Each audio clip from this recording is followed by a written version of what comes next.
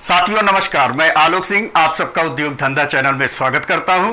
साथियों, भारत सरकार ने अनुसूचित जाति, जनजाति और समस्त महिलाओं के लिए बहुत ही अच्छी योजना प्रारंभ की गई है। चलिए आज इस योजना की विस्तृत जानकारी पे हम चर्चा करते हैं। चलिए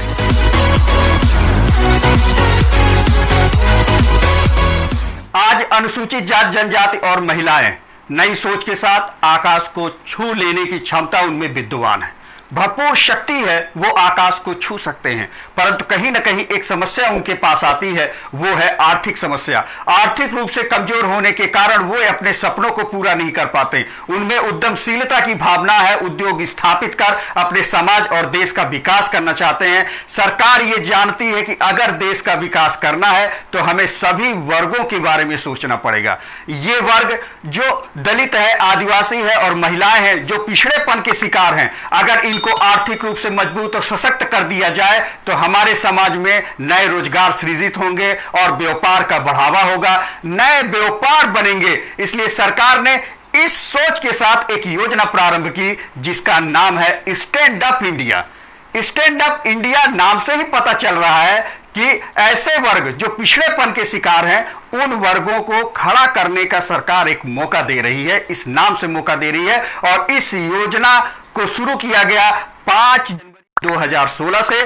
चलिए इस योजना के विस्तृत जानकारी हम चर्चा करते हैं। चलिए हम चर्चा करते हैं कि इस योजना के लिए पात्र कौन है, कौन व्यक्ति जो है तो इस योजना का लाभ ले सकता है। योजना के लाभ लेने के लिए आपकी आयु 18 वर्ष से अधिक होनी चाहिए। अगर 18 वर्ष से कम आयु है तो आप इस योजना का लाभ बिल्कुल नहीं ले पाएंगे। नंबर दूसरा, आप किसी भी राष्ट्रीयकृत बैंक, वित्तीय संस्थान या सहकारी संस्था के डिफॉल्टर नहीं हो। अगर आप डिफॉल्टर होंगे तो आप इस योजना का लाभ नहीं ले सकते। साथियों, मैं एक चीज बताना चाह रहा हूं कि आप ये कोशिश करिए कि अगर आपने लोन लिया है तो ऋण अदायगी जरूर करें, क्योंकि अगर हम बिजनेस स्थापित करना चाहते हैं तो हमें बैंकों का सहारा लेना पड़ता है और बैंक अगर एक बार हमें डिफॉल्टर घोषित कर देती है तो कोई भी बैंक हमको ऋण नहीं देता। नंबर तीसरा, हम बात कर रहे हैं कि यह योजना मात्र SC, ST और समस्त महिलाओं के लिए है। अगर सामान्य वर्ग इस योजना के बारे में सोच रहे होंगे तो सामान्य वर्ग इस योजना का लाभ नहीं ले पाएंगे।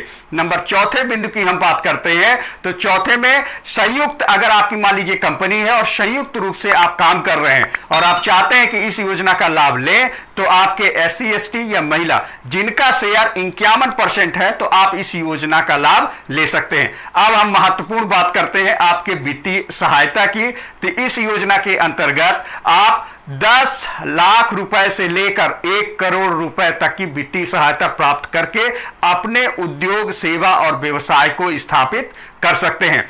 अब हम चर्चा करते हैं आपके मार्जिन मनी के लिए, क्योंकि आप सब जानते हैं कि मार्जिन मनी का मतलब होता है कुल परियोजना लागत का वो अंश या भाग जो आप लगाते हैं, आपके द्वारा लगाया जाता है। तो इस योजना में आप 25% मार्जिन मनी लगाते हैं, जिनमें मिनिमम आपको 10% मार्जिन मनी लगाना ही है। अगर किसी अन्य योजना के मार्जिन मनी का आप लाभ ले रहे हैं तो, नहीं तो आपको 25% मार्जिन मनी लगाना है और 75% जो है तो वित्तीय सहायता आपको बैंक के माध्यम से दिया जाएगा।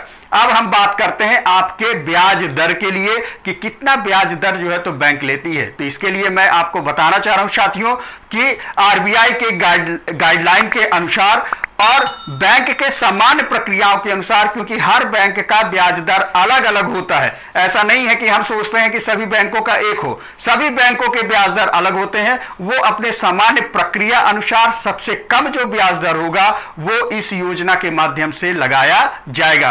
अब हम बात करते हैं आपकी गारंटी के लिए, क्योंकि बिजनेस अगर आपको करना है तो कहीं ना कहीं बैंक आपसे गारंटी मांगती है। अगर आप गारंटी की व्यवस्था कर ले रहे हैं तो बहुत बढ़िया है, आप सक्षम है, आप कर सकते हैं। अगर नहीं कर पा रहे हैं तो सरकार CGT MSME के माध्यम से ऋण गारंटी योजना चलाती है, उससे आपको गारंटी शुल्क गारंटी जो है तो सरकार लेगी।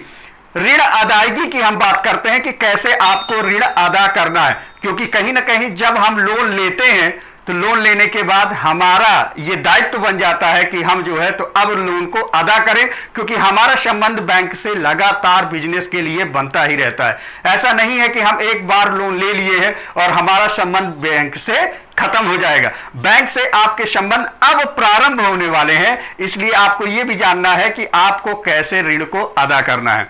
ऋण अदायगी की हम बात कर रहे हैं तो 18 महीने के प्रारंभिक स्थगन रिलैक्सेशन बैंक आपको देगी, लेकिन 18 महीने के बाद से लेकर आपको 7 साल के अंदर सारे ऋण को चुकता करने होंगे। आप ऋण चुकता करेंगे तो आपके बैंकों से बहुत प्यारे संबंध बनने शुरू होंगे। साथियों, हम महत्वपूर्ण दस्तावेजों की बात करते हैं, क्योंकि आप सब जानते हैं कि इकाई स्थापित करने के लिए जब हम ऋण लेते हैं तो हमें कुछ महत्वपूर्ण दस्तावेजों की आवश्यकता होती है। हालांकि महत्वपूर्ण दस्तावेज इकाई स्थापित करने के संबंध में मैंने एक अलग से ही वीडियो बना रखा है, आप उस वीडियो को जरूर देखिएगा, क्योंकि अगर आप उसको देखेंगे तो किसी भी इकाई के बारे में आप सोच रहे होंगे, समस्त जानकारी उस वीडियो से आपको मिल जाएगी। फिर भी हमारा फर्ज है आपको बताना, तो मैं आपको बता रहा हूं कि इस योजना में कौन कौन से महत्वपूर्ण दस्तावेज लगने वाले हैं। महत्वपूर्ण दस्तावेज में आधार कार्ड, पैन कार्ड, निवास प्रमाण पत्र, जाति प्रमाण पत्र, voter ID, project report CA का बनवाइएगा। ऐसा ना हो कि आप प्रोजेक्ट रिपोर्ट खुद बना लें। हालांकि जिला व्यापार उद्योग केंद्र के माध्यम से भी प्रोजेक्ट रिपोर्ट के लिए मदद करती है, लेकिन मैं आपको व्यक्तिगत सलाह दे रहा हूं कि किसी भी शासकीय योजना में अगर आप 10 लाख से ऊपर का ऋण ले रहे हैं तो आपको सीए का ही प्रोजेक्ट रिपोर्ट बनवाइए, क्योंकि सीए का ही प्रोजेक्ट रिपोर्ट मान्य होता है, वैध होता है। आगे मैं बात कर रहा हूं, आपका नवीनतम आईटीआर इनकम टैक्स रिटर्न होना अनिवार्य है। फिर किरायानामा, अगर आप कोई बड़े प्रोजेक्ट को लगाने का मनसा बना रहे हैं और लीज पे आप जमीन ले रहे हैं तो कम से कम 10 साल से ऊपर का अनुबंध करवाइएगा, क्योंकि बैंक जो है तो ये देखती है कि लोन तो दे रही है, कहीं ऐसा ना हो कि आप जो है तो आपका अनुबंध खत्म हो और आप अपनी इकाई को बदलना चाहें, तो ऐसा नहीं। आपको 10 साल का अनुबंध जो है, तो अगर आप लीज पे कर रहे हैं तो 10 साल का अनुबंध होना चाहिए। साथियों, पासपोर्ट फोटो और पासपोर्ट फोटो के साथ जो है तो बैंक का पासबुक आपके पास होना चाहिए। बहुत कुछ जो है तो इस डिस्प्ले में लिखा हुआ है, आप देख लीजिएगा और इसी हिसाब से आप अपने सारे दस्तावेजों को कंप्लीट कर लीजिएगा। अब मैं चर्चा करता हूं कि आवेदन आपको कैसे करने हैं, आवेदन करने की प्रक्रिया क्या क्या है। आवेदन करने की 3 तरह से आप जो है तो आवेदन कर सकते हैं। नंबर 1, ऑनलाइन आवेदन करने के लिए आपको www.standupmitra.in में जाके आवेदन करें।